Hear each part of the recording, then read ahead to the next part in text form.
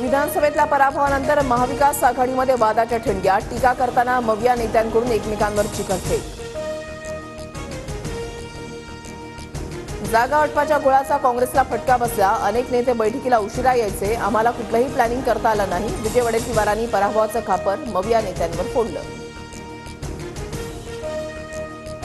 काँग्रेसची मोडलेली पाठ सरळ व्हायला तयार नाही, ठाकरे गट अजूनही झोपेतून जागा व्हायला तयार नाही, राष्ट्रवादीच्या बैठकीमध्ये राज्याच्या परिस्थितीवर बोलताना अमोल कोल्हेंचं भाष्य।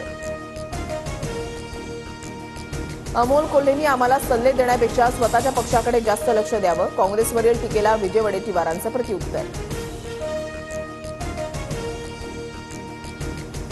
आगामी पालिका निवडणुकीच्या तोंडावर ठाकरे गटाच्या माजी नगरसेवकांची नाराजी, बैठकांमध्ये पक्षाकडून विश्वासात घेतलं जात नसल्याचं म्हणत नाराजी व्यक्त।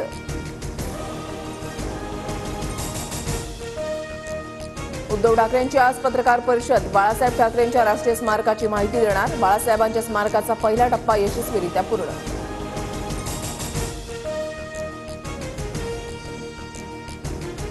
संतोष देशमुख हत्या प्रकरणामध्ये न्याय मिळवण्यासाठी आज जालन्यामध्ये जनआक्रोश, देशमुख कुटुंबियांसह जरांगेही मोर्चामध्ये सहभागी होणार, देशमुखांच्या मारेकऱ्यांना फाशी देण्याची मागणी। राज्यामध्ये आजपासून भाजपचं घर चलो अभियान, घरोघरी जाऊन सदस्य नोंदणी करणार, स्थानिक स्वराज्य संस्था निवडणुकीच्या अनुषंगानं 1.5 कोटी सदस्य बनवण्याचं भाजपचं उद्दिष्ट।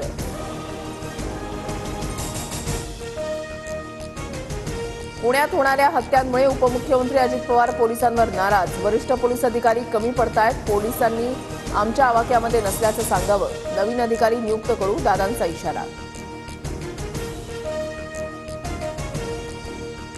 पुण्याचा विस्तार पाहता गुन्हेगारी वाढते असं म्हणणं योग्य होणार नाही, पोलिसांनी सगळ्या घटनांमध्ये आरोपींना पकडलंय, अजितदादांनी पोलिसांवर सवाल उपस्थित केल्यानंतर गृहमंत्री देवेंद्र फडणवीसांची प्रतिक्रिया।